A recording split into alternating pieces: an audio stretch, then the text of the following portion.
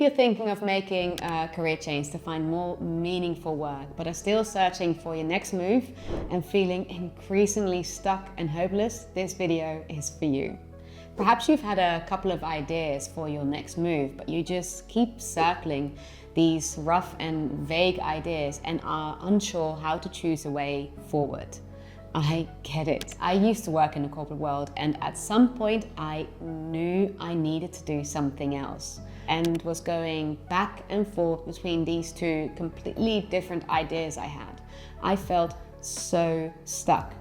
In this video, I'll show you how I eventually made a decision and how you can make a clear, grounded decision when you're stuck between vague ideas and don't know which path to follow. So I started my career in corporate, but quickly realized it wasn't for me.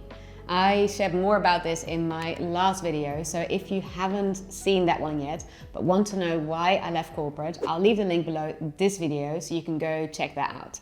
When I knew corporate and the path I was on wasn't for me, I was juggling two rough ideas. One was to do something marketing related at a health, fitness or wellness brand. Think the likes of Lululemon, Sweaty Betty or Nike. I could really see myself there. I loved the idea of being surrounded by people who cared about fitness and wellness and doing creative work for a brand that I believed in. And so the first thing I did was search for available roles at companies in that field. And if there weren't any roles available, I would send in open applications. Fast forward countless rejections later, it became clear to me that the roles I wanted weren't opening up. And when they did, I kept hitting walls. Rejection after rejection after rejection after rejection. Eventually, it started to feel like a dead end. A great idea in theory, but not leading anywhere. The other idea I had was to do something in coaching or training and development. That felt meaningful and aligned, but also so alien and far away from anything that I knew. I didn't know what type of role to look for. Would I work in-house as a coach at a company? Would I freelance or contract for training and development companies? I had no idea, and the roles that I did find were way out of reach. The profiles they were looking for didn't look anything like mine. I couldn't see any real entry points, so this also felt like a dead end. Great in theory, but not leading anywhere. Unable to find a job that suited, I decided to go down the self-employment route.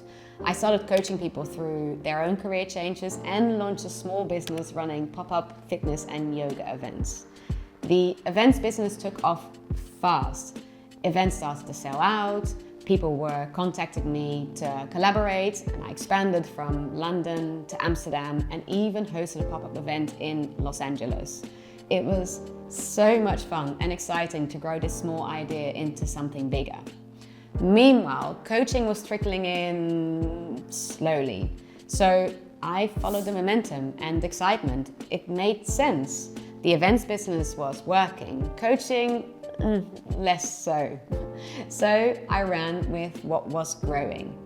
But here's the part that matters. Just because something is exciting and there's an opportunity there doesn't mean it's right. And I learned that the hard way. Over time, the events business became less viable. Big brands started hosting their own fitness and wellness events, pouring in huge marketing budgets that I just simply couldn't compete with. And more importantly, I realized the model didn't align with how I wanted to live. It required me to work at unsocial hours, evenings and weekends, and it tied me to London. It was the exact opposite of what I wanted. Freedom to spend time with my husband and kids, and location independence so we could leave London and the UK eventually. That was the moment I realized I was building something, but it was taking me into the direction that I didn't want to go in. And the truth is, I hadn't stopped to ask that question early enough. Does this path actually align with the life and work I want long term? What I learned is this: don't just follow opportunity and excitement alone.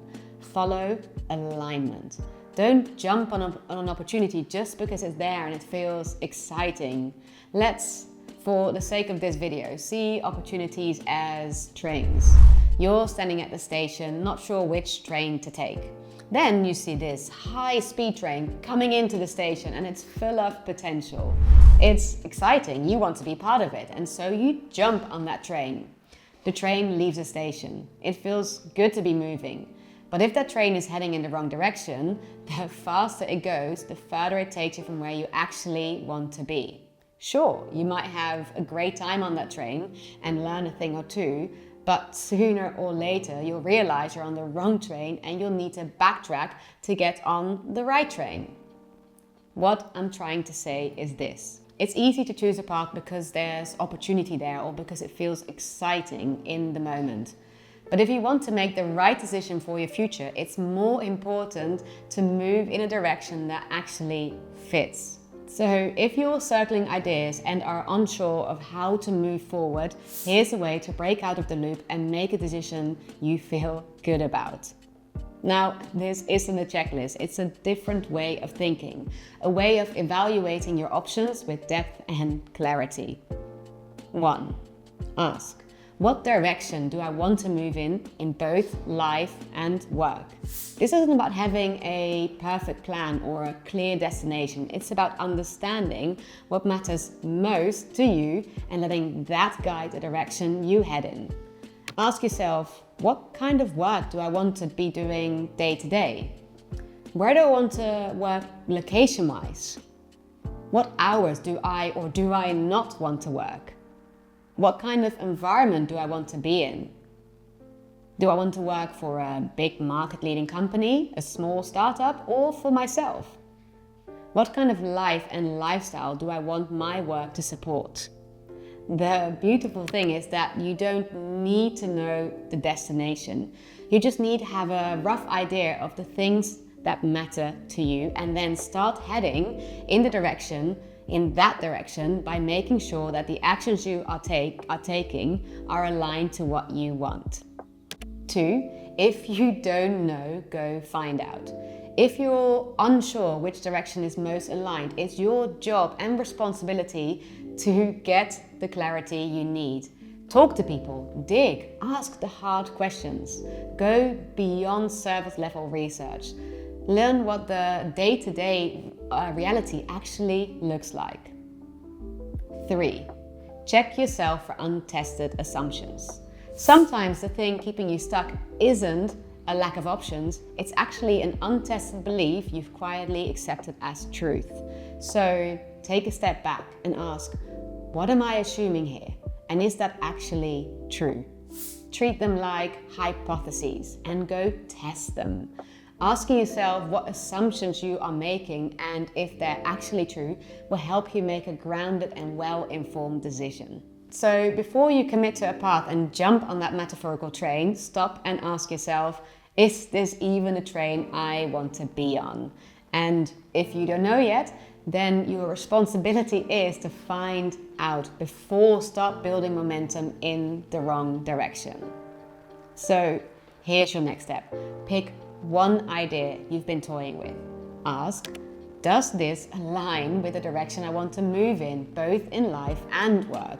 And if the answer is, I'm not sure, your job now is to go get the clarity that you need before jumping in.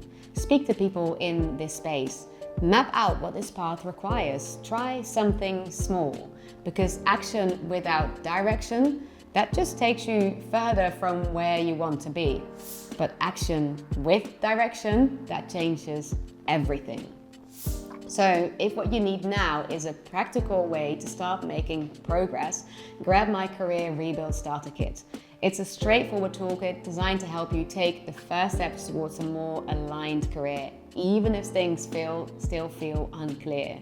You'll find clear, strategic tools inside to help you start building real momentum. The link is below this video.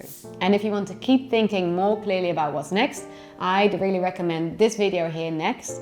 It shares the full story of why I left corporate and what I do differently if I had to change careers again.